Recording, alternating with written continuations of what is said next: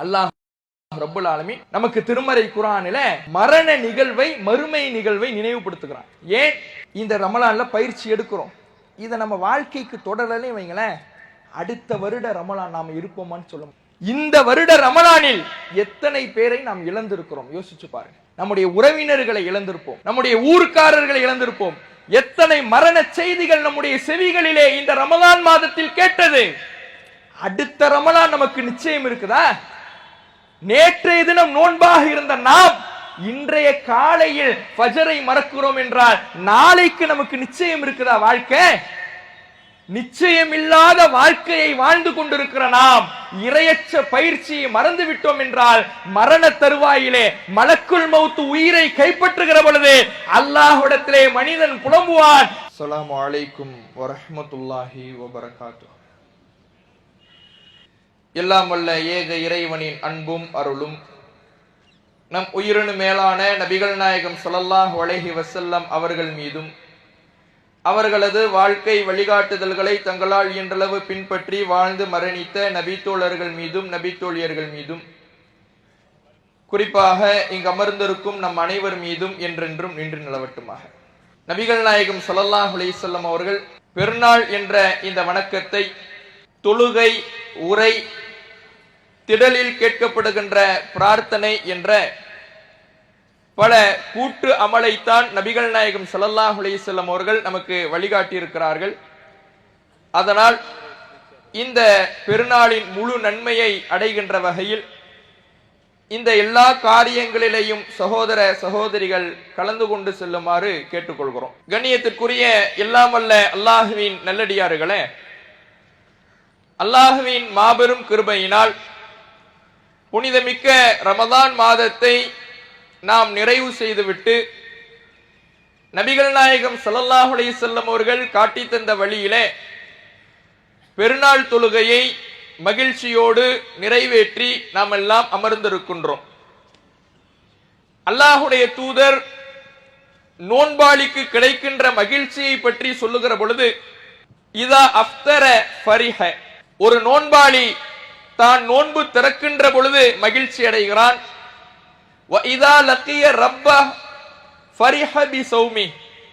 தன்னுடைய ரப்பை மறுமை நாளில் சந்திக்கின்ற பொழுது, நோன்பின் காரணமாக மறுமை நாளில் அல்லாஹ்வை சந்திக்கின்ற பாக்கியத்தை பெறுகின்ற பொழுது ஒரு அடியான் சந்தோஷம் அடைகிறான் என்று நபிகள் நாயகம் ஸல்லல்லாஹு அலைஹி வஸல்லம் அவர்கள் சொல்லி காட்டுகிறார்கள்.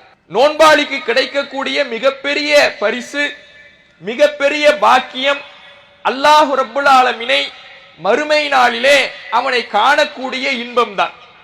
அதுதான் ஒரு அடியானுக்கு கிடைக்கக்கூடிய மிகப்பெரிய பாக்கியமாக மார்க்கம் சொல்லி காட்டுகிறது. அந்த பாக்கியத்தை, அந்த இன்பத்தை நோன்பாளிகளுக்கு அவர்களுடைய நோன்பின் காரணமாக இறைவன் பரிசளிப்பதாக நபிகள் நாயகம் ஸல்லல்லாஹு அலைஹி வஸல்லம் அவர்கள் நமக்கு வாக்களிக்கிறார்கள். அப்ப இந்த பரிசு, இறைவனை காணுதல் என்கின்ற மாபெரும் பாக்கியம் வெறுமனே நாம் பசித்திருந்ததற்காக கொடுக்கப்படுகின்ற பரிசு அல்ல. நாம் தாகத்தோடு இந்த ஒரு மாத காலத்தை கழித்ததற்காக கொடுக்கப்படுகின்ற பரிசு அல்ல.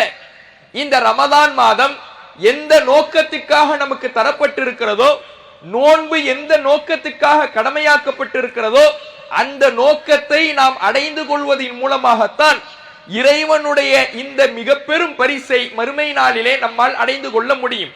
அல்லாஹ்வை நாம் முகம் காண முடியும், அந்த இன்பத்தை நம்மால் அனுபவிக்க முடியும். அப்ப இந்த ரமலான் மாதம் எந்த நோக்கத்திற்காக கடமையாக்கப்பட்டிருக்கிறது என்பதை நாம் அறிந்து கொள்ள வேண்டும். அல்லாஹ் திருமறை குர்ஆனிலே சொல்லுகிறான், குத்திப அலைக்குமுஸ் ஸியாம் கமா குத்திப அலல்லதீன மின் கப்லிக்கும் லஅல்லக்கும் தத்தகூன். நீங்கள் இறையச்சமுடையவர்களாக ஆவதற்காகத்தான் இந்த நோன்பு கடமையாக்கப்பட்டிருக்கிறது என்று அல்லாஹ் சொல்லுகிறான். நோன்பு கடமையாக்கப்பட்டதற்கான காரணமே இறையச்சத்தை நாம் பெற வேண்டும் என்பதற்காகத்தான். இறையச்சத்தை பெறுவது என்பது இந்த ஒரு மாத காலத்துல நான் பள்ளிவாசலுக்கு வந்தேன், இரவு தொழுகைகள்ல கலந்து கொண்டேன், எல்லா ஐவேளை தொழுகையையும் நான் பள்ளிவாசலில் வந்து நிறைவேற்றினேன், பொய் பேசாமல் வாழ்ந்தேன், புறம் பேசாமல் வாழ்ந்தேன், தீய பழக்க வழக்கங்களை தவிர்த்து கொண்டேன், இந்த ஒரு மாத காலம் நான் சரியாக வாழ்ந்தேன் என்று இந்த ஒரு மாத காலத்தோடு இரையச்ச காரியங்களை சுருக்கிக் கொள்வதற்காக நோன்பு கடமையாக்கப்படவில்லை. இந்த ஒரு மாத காலம் என்பது வெறுமனே பயிற்சி தான். இந்த மாதத்தில் எடுக்கப்பட்ட பயிற்சி வாழ்நாள் முழுவதும் தொடர்வதுதான் நோன்பினுடைய மிக முக்கியமான நோக்கமாக இருக்கிறது. அல்லாஹுடைய அச்சத்தை, இறைவனுடைய பயத்தை இந்த ரமலான் மாதங்களில் எப்படி நாம் கடைபிடித்தோமோ அதே போல ஏனைய மாதங்களிலேயும் நாம் கடைபிடிக்க வேண்டும்.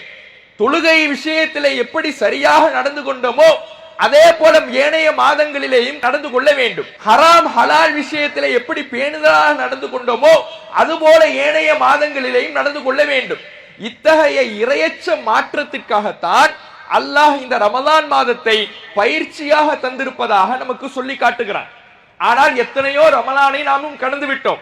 இது மற்றும் ஒரு ரமலானாக இந்த ரமலான் நம்முடைய வாழ்க்கையிலே கடந்து போய்விடக் கூடாது.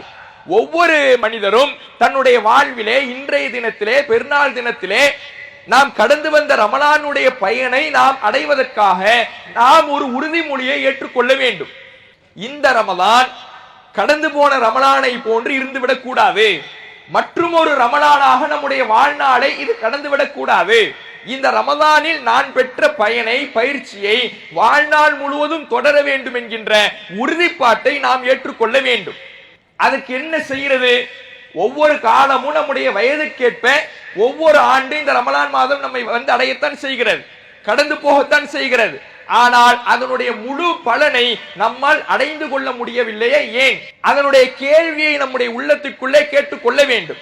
ஏனென்றால் இரையச்சத்துக்கான பயிற்சியை அல்லாஹ் நமக்கு எப்படி வழங்கி இருக்கிறான், எந்த அடிப்படையிலே நாம் பயிற்சி பெற்று இருக்கிறோம், இரையச்சம் இந்த ரமலான் மாதத்தில் இருந்ததற்கான காரணம் என்ன என்பதை உளப்பூர்வமாக ஆழமாக நாம் அறிந்து கொள்வதன் மூலமாகத்தான் ஏனைய மாதங்களில் நாம் செய்ய வேண்டிய காரியங்கள் என்ன என்பதை உணர முடியும். நபிகள் நாயகம் ஸல்லல்லாஹு அலைஹி வஸல்லம் அவர்கள் இந்த ரமலான் மாதம் எப்படியான பயிற்சியை தந்திருக்கிறது என்பதை நமக்கு விவரித்து காட்டுறாங்க. மிக முக்கியமாக இந்த ரமலான் மாத பயிற்சியிலே கவனிக்க வேண்டிய விஷயம் இரண்டு விஷயங்கள். அந்த இரண்டு விஷயங்கள் தான் ஒரு மனிதனை இரையச்சத்திலிருந்து தூரமாக்குவதற்கான பெரும்பான்மை காரியமாக இருக்கிறது. பாவத்தை நோக்கி ஒரு மனிதனை தூண்டுவதற்கு பெரும்பான்மை காரியமாக இருக்கிறது. நன்மையிலிருந்து ஒரு மனிதனை தூரமாக்குவதற்கு பெரும்பான்மை காரணமாக இருக்கிறது. அந்த இரண்டு காரியத்தையும் எப்படி நாம் கட்டுப்படுத்திக் கொள்ள வேண்டும் என்கின்ற பயிற்சியை இந்த ரமலான் மாதத்தில் அல்லாஹ் தருவதன் மூலமாக நம்முடைய இரையச்சத்தை அல்லாஹ் பரிசுத்தப்படுத்தி புதுப்பிக்கின்றார். என்ன அந்த இரண்டு காரியம்? என்ன? ஒன்னு ஆசை, இன்னொன்னு பகை. இந்த இரண்டும் தான் பாவங்களுடைய நீரோடையாக, பாவங்களுடைய ஊற்றுக்கண்ணாக, பாவங்களுடைய பிறப்பிடமாக பெரும்பாலும் இந்த இரண்டு காரணங்கள் தான் வகிக்கிறது என்பதை மார்க்கமே நமக்கு சொல்லி காட்டுகிறது. நபிகள் நாயகம் ஸல்லல்லாஹு அலைஹி வஸல்லம் அவர்கள் மனிதன் எப்படியெல்லாம் வழி தவறுகிறான் என்பதை நமக்கு விவரிக்கின்ற பொழுது, ஷைத்தான் ஒவ்வொரு நன்மையான வழியிலையும் அமர்ந்து கொள்வானா. இன்னக ஷைத்தான கஅத அலா தரீகி, ஒரு மனிதனுடைய வழியிலே ஷைத்தான் அமர்ந்து கொள்வான். எந்தெந்த பாதைகளில் எல்லாம் அமர்வான்? மனிதனுடைய இஸ்லாம் என்கின்ற பாதையிலே அமர்வான், மனிதனுடைய ஹிஜ்ரத் என்கின்ற பாதையிலே அமர்வான், மனிதனுடைய ஜிஹாத் என்கின்ற பாதையிலே அமர்வான். மார்க்கத்திலே என்னவெல்லாம் நன்மையான காரியங்கள் சொல்லப்பட்டிருக்கிறதோ அந்த வழிகளிலே, பாதைகளிலே ஷைத்தான் அமர்ந்து கொண்டு ஆசை வார்த்தையை நம்முடைய உள்ளத்தில் போட்டு அந்த நன்மைகளிலிருந்து நம்மை தூரப்படுத்துவானா. நபிகள் நாயகம் ஸல்லல்லாஹு அலைஹி வஸல்லம் அவர்கள் சொல்லி காட்டுகிறார்கள், ஒரு ஹிஜ்ரத் செய்வதற்காக நாடுகிறார் என்றால் அவருடைய வழியில ஷைத்தான் அமர்ந்து கொள்வான். அவருடைய உள்ளத்துல ஆசை வார்த்தை போடுவான். எப்படி போடுவான்? நீ ஹிஜ்ரத் எல்லாம் போகாத, ஹிஜ்ரத்து போனீன்னா கடிவாள பிணப்பட்ட, சங்கிலியால் பிணைக்கப்பட்ட குதிரைய மாதிரி தான் நீ வாழணும். உன் ஊரை விட்டுட்டு, உன் நாட்டை விட்டுட்டு வேற ஏதோ ஒரு ஊருக்கு போய் அகதியா வாழணும்னு நினைக்கிறிய, அதெல்லாம் ரொம்ப கஷ்டம் என்று ஒரு பயத்தை போட்டு நன்மையான காரியங்களிலிருந்து ஷைத்தான் நம்மை தூரப்படுத்துவானா. ஜிஹாதுக்கெல்லாம் போயிடாத. நபிகள் நாயகம் ஸல்லல்லாஹு அலைஹி வஸல்லம் அவர்களுடைய காலத்திலே போர்க்களங்கள், அன்றைய அரசியல் காரணங்களால் நடந்தது. அல்லாஹ்வுடைய தூதர் அவர்களுடைய காலத்தில் நடந்த அந்த போர்களின் பொழுது சஹாபாக்களை தூரப்படுத்துவதற்காக ஷைத்தான் முஸ்லிம்களுடைய உள்ளத்திலே ஆசை வார்த்தையை போடுவான. நீ போயிடாத, நீ போய் கொல்லப்பட்டுட்டீன்னா உன் மனைவியை வேற யாராவது திருமணம் முடிச்சுக்குவாங்க, உன் சொத்தை எல்லாம் வேற யாராவது பங்கு வச்சுக்குவாங்க, அதனால நீ இந்த நன்மையில கலந்துக்காத.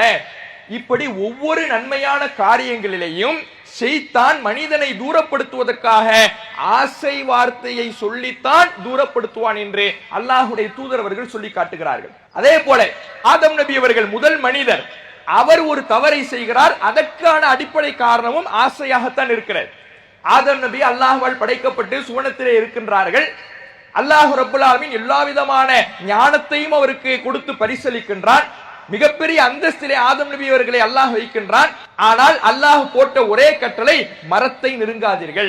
ஆனா ஷைத்தான் என்ன பண்ணா, இந்த மரம் எப்படிப்பட்டது தெரியுமா, இதிலிருந்து நீ சாப்பிட்டினா இந்த இடத்திலே நிரந்தரமா இருக்கலாம், உனக்கு அழியாத அதிகாரம் கிடைக்கும், ஆட்சி கிடைக்கும், அதனால இந்த மரத்துல கொஞ்சம் சாப்பிட்டா பிரச்சனை இல்லை என்று ஆசைகளை தூண்டி ஆதம் நபியை அந்த மரத்திலிருந்து சாப்பிட வைக்கின்றான். ஆதம் நபி தவறை செய்கிறார்கள், அல்லாஹ்வால் சுவனத்திலிருந்து வெளியேற்றப்படுகிறார்கள். அப்ப சுவனத்திலிருந்து வெளியேற்றப்பட்டு ஒரு பாவத்தை செய்வதற்கு காரணமாக அமைந்தது என்னவென்றால் அவர்களுடைய உள்ளத்தில் போடப்பட்ட ஆசை. ஷைத்தான் நம்மை வழிகெடுப்பதற்கு, இறையச்சத்திலிருந்து தூரப்படுத்துவதற்கு நம்முடைய உள்ளத்தில் ஆசைகளைத்தான் விதைப்பான். இதை கட்டுப்படுத்துவதற்கு ரமலான் ஒரு பயிற்சியை நமக்கு தந்திருக்கின்றார்.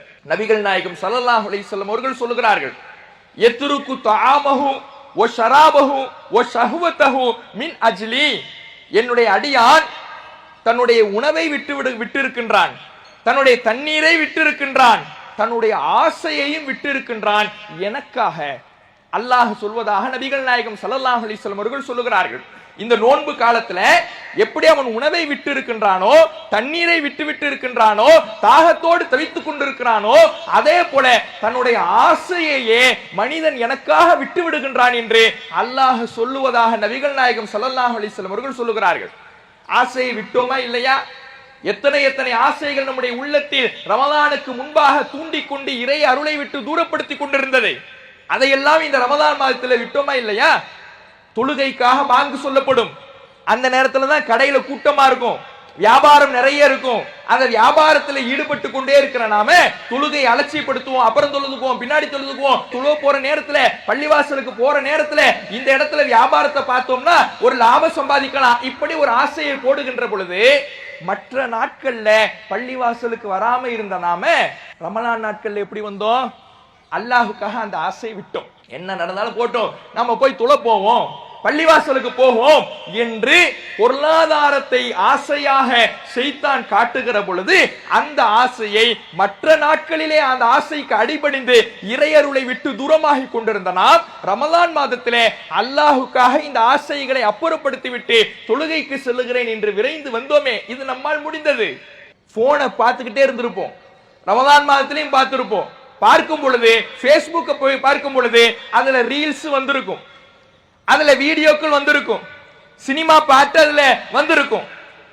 நோம்புல இருக்கும் பொழுது ஒரு 2 செகண்ட் அது கடந்த உடனே ஆஹா நோம்பு பார்க்க கூடாது, பார்க்க மனசு தூண்டுது. நோம்புக்கு முன்னாடி பார்த்துக்கிட்டு இருந்தோம், சினிமா பாடலை கேட்டுக்கிட்டு இருந்தோம், ஒரு ரீல்ஸ் வரும் பொழுது அதுல நேரம் போறது தெரியாம ஸ்க்ரோல் பண்ணிக்கிட்டே இருந்தோம். நோம்புன்னு வந்த உடனே பார்க்க கூடாதுன்னு ஒரு 2 செகண்ட்ல உணர்றோமே, அந்த ஆசையை விட்டு விடுவதற்கான காரணம் எங்கிருந்து பிறந்தது? அல்லாஹுக்காக என் ஆசையை விட்டுறேன், என் மனசு தூண்டுதல் தெரியுது, ஆனா இது ரமலான் மாதமாச்சே, அல்லாஹுக்கான மாதமாச்சே என்று விட்டோமே. எப்படி விட முடிந்தது? அல்லாஹுக்காக இப்படியான ஆசைகள் நம்முடைய உள்ளத்தில் தூண்டப்படுகிற பொழுது அல்லாஹுக்காக அந்த ஆசையை அப்புறப்படுத்திவிட்டு நன்மைகளில் இந்த ரமலான் மாதம் விரைவதற்கு ஒரு பாடத்தை, ஒரு பயிற்சியை நமக்கு தந்திருக்கின்ற வகை வகையான உணவுகள், வண்ண வண்ணமான உணவுகள் நல்ல மனம் கமழ்ந்து கொண்டு நம் முன்னே இருந்தாலும் எடுத்து சாப்பிடுவதற்கு மனம் வந்ததா? நல்ல வயிற்று பசியா இருக்கும். வயிறு பசியா இருக்கும் பொழுது அதுவும் நம்முடைய மண்ணடியில சொல்லவே தேவையில்லை, கலர் கலரா வச்சிருக்கிறான், எடுத்து அதை பார்த்து கடந்து போறமே தவிர அதை வாங்கி சாப்பிட வேண்டும் என்று தோணவில்லை, நோன்பை முடித்துக் கொள்ள வேண்டும் என்று தோணவில்லை. ஏன்? என்னுடைய அல்லாஹுக்காக நான் இதையெல்லாம் விட்டு விடுறேன். நோன்பை விட இதெல்லாம் என்ன சொற்பமானது, இதுக்காக நான் என்னுடைய அல்லாஹுக்காக பிடித்திருக்கிற நோன்பை விடுவனா? ஆசையை துறந்தோம், இதுவெல்லாம் அல்லாஹுக்காக நாம் செய்த காரியங்கள் என்பதை நபிகள் நாயகம் ஸல்லல்லாஹு அலைஹி வஸல்லம் அவர்கள் சொல்லி காட்டுகிறார்கள். ஆசையை கட்டுப்படுத்துகிற பொழுது நன்மைகளிலே நம்மால் விரைய முடியும். ஷைத்தான் பாவங்களை நோக்கி நம்மை தூண்டுவான், நன்மைகளை விட்டு நம்மை தடுப்பதற்காக ஆசை வார்த்தைகளை சொல்வான். அந்த ஆசைகளை கட்டுப்படுத்துவதில் தான் இறையச்சத்தில் நாம் விரைவதற்கான வழி பிறக்கும். இதை நாம் அடிப்படையாக புரிந்து கொள்ள வேண்டும். அல்லாஹ் திருமறை குர்ஆன்ல யாரெல்லாம் தொழுகைகளை பாழ்படுத்துகிறார்களோ அவர்களை பற்றி சொல்லுகின்ற பொழுது ஃபஹலஃப மின் பஅதிஹிம் கல்ஃபுன், பின்னால் ஒரு கூட்டம் வரும், வஅதாஉ ஸலா, அவர்கள் தொழுகையை பாழ்படுத்துவார்கள், வத்தபஉ ஷஹவாத், தொழுகையை அவங்க பாழ்படுத்துறதுக்கு காரணம் என்ன தெரியுமா? ஆசைகளை பின்பற்றிட்டு போவாங்க. ஆசையை பின்பற்றிட்டு போறதுனாலதான் பின்னாடி போய்க்கலாம், அப்புறம் போய்க்கலாம், வியாபாரம் இருக்குது, அங்க போகணும் இங்க போகணும் என்று ஆசை மனசுல தூண்டும். ஷைத்தான் தொழுகை விட்டு தடுப்பதற்காக இப்படி மாய வார்த்தைகளை நம்முடைய உள்ளத்தில் போட்டு அவனுடைய வலைகளை விரிப்பான். அதை பின்பற்றி விட்டோம் என்றால் தொழுகை விட்டு தூரமாகி விடுவோம். தொழுகையை தேர்ந்தெடுத்து விட்டால் ஷைத்தானுடைய ஆசையை உதறி தள்ளி விடுவோம். ஷைத்தானின் ஆசையை உதறி தள்ளுகின்ற பயிற்சியை ரமலான் தந்தது. எத்தனையோ பாவங்கள் நம் கண்முன்னே வந்து நின்றும் கூட அதற்கான ஆசை நம்முடைய உள்ளத்தில் இருந்தும் கூட நோன்பு என்கின்ற ஒற்றை காரணத்தினால் அதை விட்டு விலகி இருந்தோம். இந்த பயிற்சி ஏனைய நாட்களிலும் தொடரும். தொடருதா? தொடர்ந்திருந்தா போன ரமலானில் என்ன மாற்றத்தை சந்திச்சோ அதுக்கு முன்னரே ரமலான்ல என்ன மாற்றத்தை சந்திச்சோம்? இந்த ரமலான்ல சந்தித்த மாற்றத்தை இன்றைய ஃபஜர் தொழுகையில எத்தனை பேர் கடைபிடித்தோம்? இவ்வளவு நாட்கள் தூக்கம் ரொம்ப தேவை, தூங்குனாதான் என்னால செயல்பட முடியும், இப்படி தூக்கம் உண்மையிலே தேவைதான். ஆனா ஃபஜரை மறந்து தூங்குவது இஸ்லாம் ஆதரிக்கிறதா? ஃபஜரை மறந்து தூங்குவார், அவருக்கு விடுவதே 10-11 ஆகிவிடும். ஆனால் ரமலான் மாதம் வந்தவுடன் சஹருக்கு 4 மணிக்கு எழுந்திருச்சிருப்பார் மனுஷன். நைட்டு முழுக்க கண் திறந்து முழித்துக் கொண்டிருந்திருப்பார். ஆனா இன்றைக்கு ஃபஜர் தொழுகையை பார்த்தோம்னா 2 செஃப் நிறையல. ஒரு மாசம் எடுத்த பயிற்சி அடுத்த ஒரு நாள்ல போயிடுதே. ஏன்?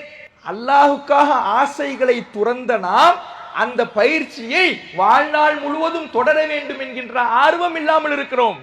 இறைவன் தந்த இந்த பயிற்சியை கடைபிடிக்க வேண்டும். ஒரு மாதம் நம்மால் முடிந்த நமக்கு மற்ற நாட்களில் முடியாதா?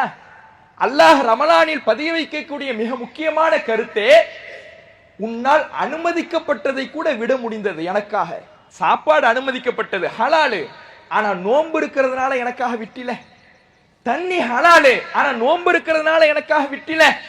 உன்னுடைய மனைவியோடு குடும்ப வாழ்வில் ஈடுபடுவதை எனக்காக விட்டில. இப்படி எனக்காக உனக்கு அனுமதிக்கப்பட்ட விஷயங்களை கூட விட உன்னால் முடியும் என்றால் மற்ற நாட்களில் என்னால் தடுக்கப்பட்ட காரியங்களையும் உன்னால் விட முடியும்.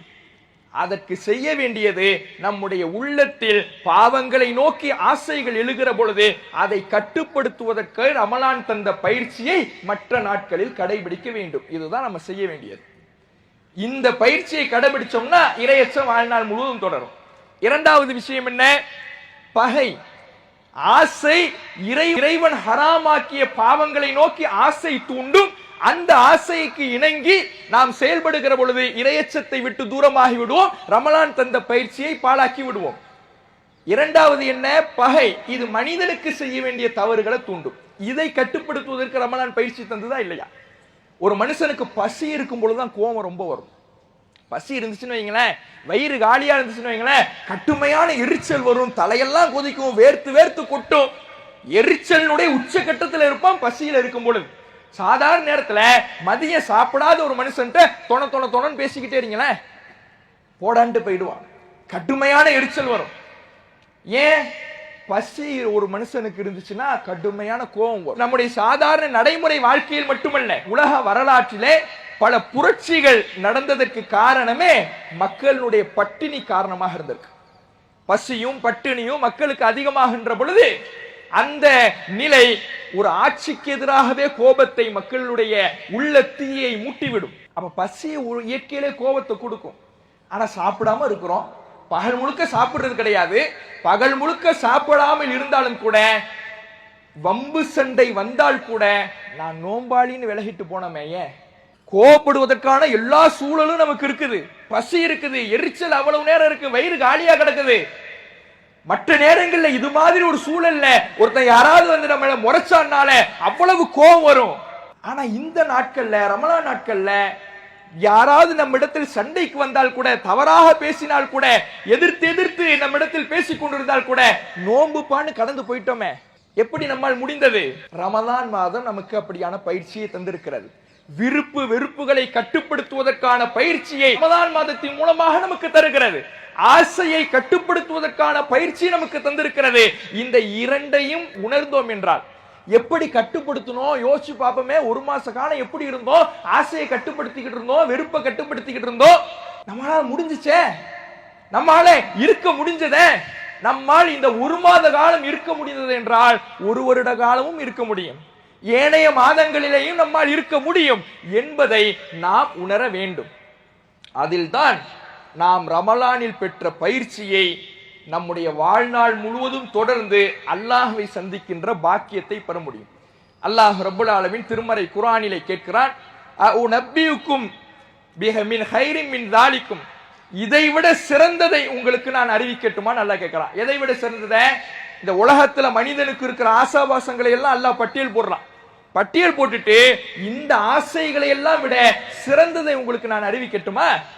லில்லதீன இத்தகவ் இன்த ரப்பிஹிம், இறைவனை அஞ்சுபவர்களுக்கு அவர்களுடைய இறைவனிடத்தில் ஜன்னாத்துன் தஜ்ரி மின் தஹ்திஹல் அன்ஹார், ஆறுகள் கீழ்புறத்திலே ஓடிக்கொண்டிருக்கக்கூடிய சுவன பூஞ்சோலைகள் அந்த நன்மக்களுக்காக, இறையச்சவாதிகளுக்காக ரமலானில் ஒவ்வொரு வருடமும் இறையச்சத்தை புதுப்பித்து விட்டு மற்ற ஏனைய மாதங்களிலேயும் இறையச்சத்தோடு நடக்கக்கூடிய மக்களுக்காக அல்லாஹ் சுவன பூஞ்சோலையை தயார் செய்து வைத்திருக்கிறான். காலிதீன ஃபிஹா, அதிலே அவர்கள் நிரந்தரமாக இருப்பார்கள். வ அஸ்வாஜு முத்தஹரா, அவர்களுக்கு தூய்மையான துணைவியர்கள் இருப்பார்கள். ஒரு ரிதுவானும் மினல்லாஹ், அல்லாஹ்விடமிருந்துள்ள பொருத்தமும் அவர்களுக்கு கிடைக்கும். இந்த பாக்கியம் யாருக்கு கிடைக்கும்னா, ஒரு மாசம் நான் இறையச்சவாதியா இருந்தேன், ஒரு மாசம் பள்ளிவாசல் தொடர்புல இருந்தேன், ஒரு மாசம் கரெக்டா இருந்தேன், அவர்களுக்கு அல்ல. அந்த பயிற்சியை வாழ்நாள் தொடர்பவர்களுக்கு அதுதான் பிரயோஜனம். பயிற்சி எடுத்து அதை அப்படியே விட்டுட்டோம்னா ஏதாவது பிரயோஜனம் இருக்குதா? நம்ம பிள்ளைய, நம்ம மகனை போய் கம்ப்யூட்டர் கிளாஸ் சேர்த்து விடுறோம். நல்ல போட்டோஷாப் அது இதுன்னு நல்லா கத்துக்கிட்டவன் சும்மாவே வீட்டில் உட்கார்ந்து இருக்கிறான், வேலைக்கே போகல. ஏன்னா கத்துக்கிட்டில, ட்ரைனிங் போனில, கிளாஸ் போனில, அதை வச்சு ஏதாவது ஒரு வேலையை பார்த்தாவது நாலு காசு வரும்ல, பிரயோஜனமா இருக்கும்ல, சொல்லுவோமா இல்லையா? ஒரு பயிற்சி எடுத்ததை நம்முடைய வாழ்க்கை பழக்கமாக ஆக்கிக் கொள்கிற பொழுதுதான் அதற்கு பயன் உண்டு. ரமலான் பயிற்சியை தந்துவிட்டது. அந்த பயிற்சி வாழ்நாள் முழுவதும் தொடர்ந்தால்தான் நம்முடைய மறுமை நாளிலே பயன் கிடைக்குமே தவிர ஒரு மாதத்தோடு முடித்து விட்டோம் என்றால் ஃபமாலில்லாஹி ஹாஜத்துன் ஃபீ அன் யதஅ தஆமஹு வ ஷராபஹு, மனுஷன் உணவை விட்டு இருந்ததுல, தண்ணீரை குடிக்காம இருந்ததுல அல்லாஹுக்கு எந்த தேவையும் இல்லை. பட்டினி கிடக்கணுங்கிறதுக்காக அல்லாஹ் நோன்பை கடமையாக்கனா?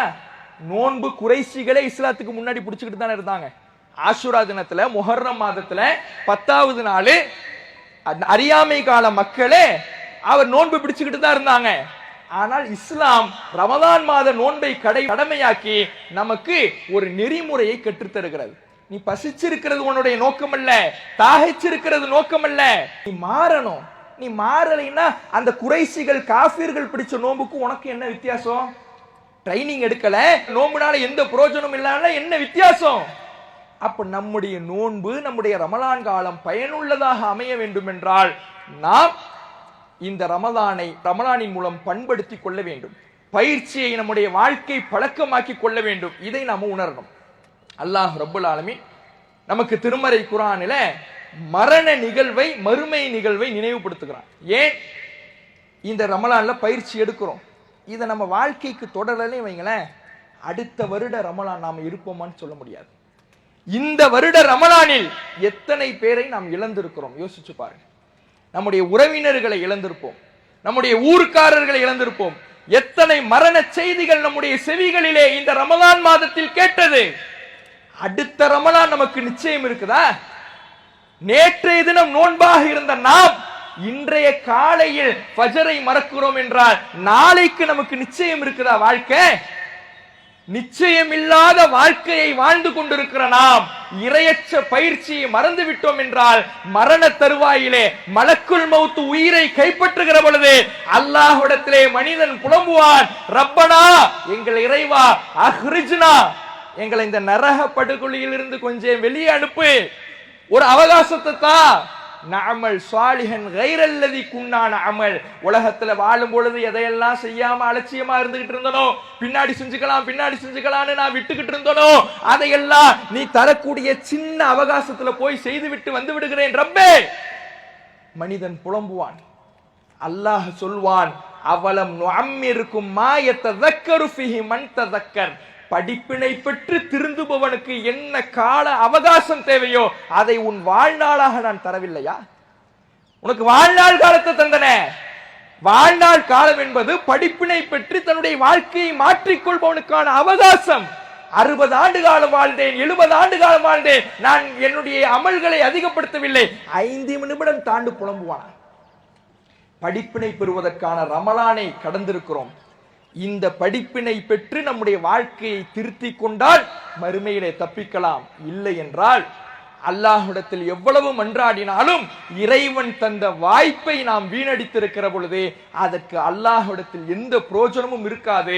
அதை சிந்தித்து நம்முடைய வாழ்க்கையில ரமலான் தந்த பயிற்சியை வாழ்நாள் முழுவதும் தொடரக்கூடிய மக்களாக நம் அனைவரையும் அல்லாஹ் ஆக்கி அருள் புரிவானாக என்று பிரார்த்தித்து எனது உரையை நிறைவு செய்கின்றேன். வாஹிர் தாவானா அல்ஹம்துலில்லாஹி ரப்பில் ஆலமீன். அல்லாஹு அக்பர், அல்லாஹு அக்பர்.